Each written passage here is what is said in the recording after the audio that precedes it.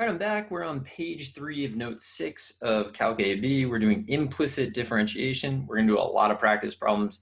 If memory serves, you probably will not have enough space on the page to do them. So you probably want to do these on separate paper would be my recommendation. What I'm going to do, I'm going to do them, then I'm going to like lasso it, and then I'm going to shrink it down so that it fits. So I'm just going to kind of like write all over the place.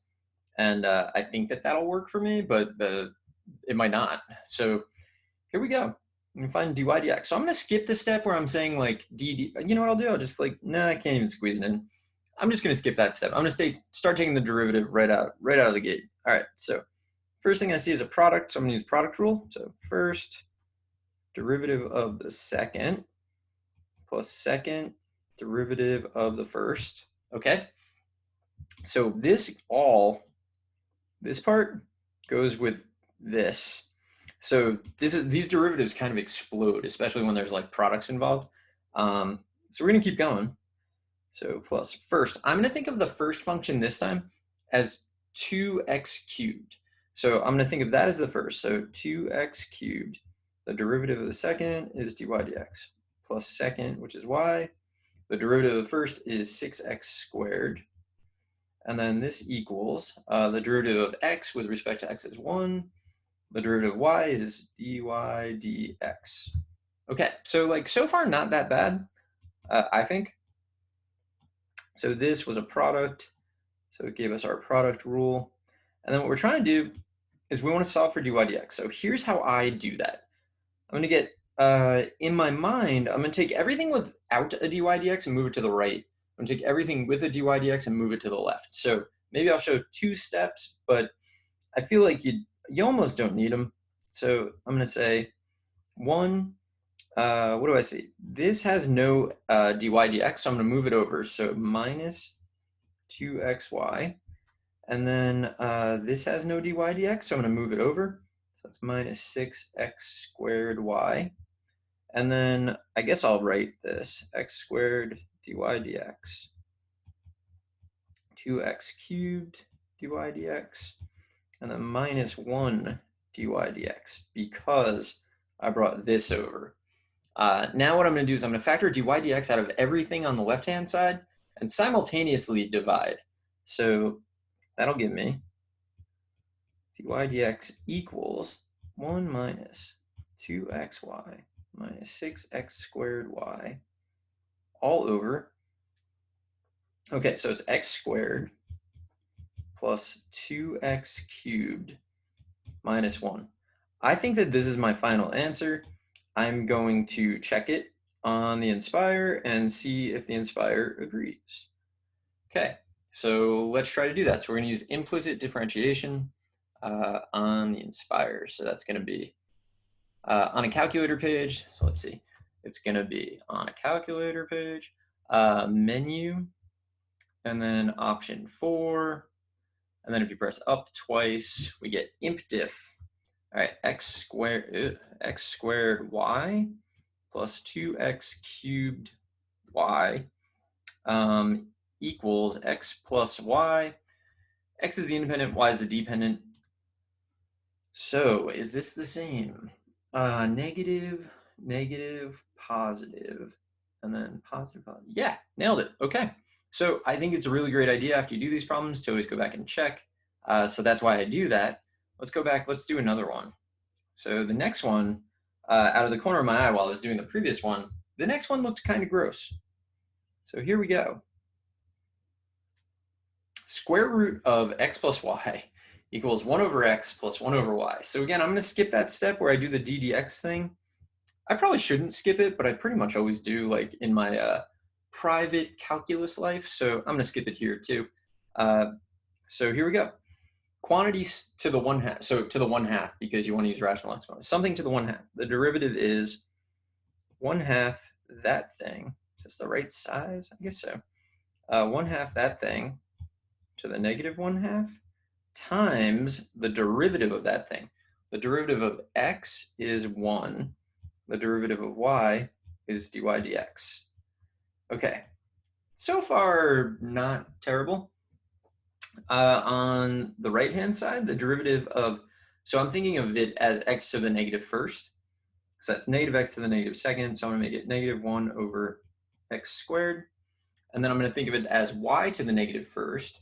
So that'll be minus 1 over y squared times the derivative of y, because y is actually a function of x. So this is a chain rule situation. So times dy dx.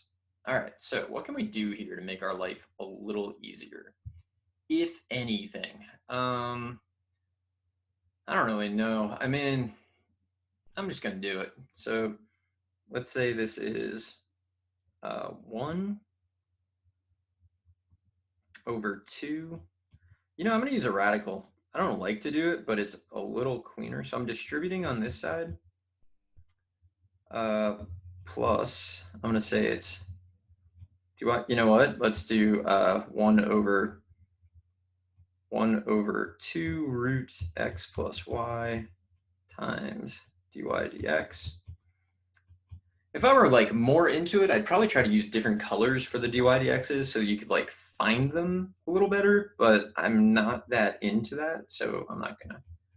X squared minus 1 over y squared dy dx. All right, so same as before, I'm gonna move everything with the dy dx to the left, everything without it to the right, and then we'll see what happens. So it's gonna be 1 over 2 root x plus y dy dx. So that's the original left-hand side. I'm gonna bring over plus 1 over y squared dy dx, because I added that from the right-hand side. Now it's equals negative 1 over x squared, and I'm gonna subtract 1 over 2 root x plus y. Okay, and now I want to factor dy dx out and then divide. And then I think I'm not going to simplify this a ton. It's not going to simplify super well, will it? I don't know. Let's try. So dy dx is this original. I'm gonna get. I can't decide if I should do it or not. Like, what's the utility? I'm gonna get a common denominator here. Like, why am I doing that? I don't know. It's going to be negative. Take the negative out. It's not helping anybody. 2 root x plus y plus x squared over x squared root. Nope. 2. There's a 2. Uh-oh. Never should have gotten involved in this. 2 x squared root x plus y. All of that, I believe, is just the right-hand side. So I took a negative out. Common denominator is 2x squared root x plus y. You get 2 root x plus y. You get plus x squared. I think it's good. And then I'm going to divide through by. I'm going to get the common denominator here too, which is, so it's going to be y squared plus 2 root x plus y over 2y squared root x plus y.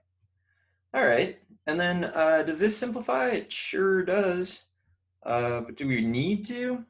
I guess. So there's a negative. I'm just gonna put that. Okay, so what cancels and what stays? There's like a lot that stays. You know what? Let's call it a day on that. Let's say that's good. And should we check it? How are we even going to check this? Like we could take ours and plug in a value. I don't know. Sometimes I like to check it just by making sure my work makes sense. So let's try to do that. All right. So we started off something to the 1/2. We get 1/2, that thing to the negative 1/2. That's good. So far, this I'm confident of. The derivative of the inner thing. So that'll be 1 plus dy dx. Seems good. On the right-hand side, that was a little simpler to begin with. So this is definitely good. And then this is good. All right. So we pick up the negatives because it's y to the negative first, x to the negative first. So far, so good. Then I chose to distribute. So I distributed, and it gives me this for sure. That's good. And then I got this. I think that's good. I didn't touch the other side. I moved everything. I decided to do the common denominator thing. I regret that. But I think it's okay. So I'm gonna do one more in this video and then come back in another one and do some more of them. There's 8 of them on the page. I don't know the best way to split them up. So let's see. Here we go, product rule. So first, derivative of the second is 2y and a dy dx. Plus second, which is y squared, derivative of the first. I think it's useful to put that in. So this part so far, this goes with all of this. All right, and then we're gonna do the next product rule. So it's first derivative of the second, but it's a chain rule because y is a function of x, plus second, which is y to the 5th, times derivative of the first, which is 2x. Okay, so all of this, all of that comes from this. And then the derivative of x cubed, or negative x cubed, is negative 3x squared. And that'll equal 0. So I think we're good so far. All right, I'm gonna move everything that doesn't have dy dx to the right, keep everything that does on the left. Sometimes I just do these in one shot. It's probably reckless, like you probably shouldn't do that. But you know, you only live your calculus life once, so sometimes you go for it. So what I'll do is this, I'm gonna factor 2xy. I'm just looking at things that have dy dx. So like that had a dy dx, so that's where 2xy comes from. This has a dy dx, so it's gonna be plus 5x squared y to the 4th. And then there are no more dy dx's, so dy dx equals, I'm gonna add 3x squared, subtract y squared. So 3x squared is from here. Let's use a different color. 3x squared comes from there. The minus y squared comes from there.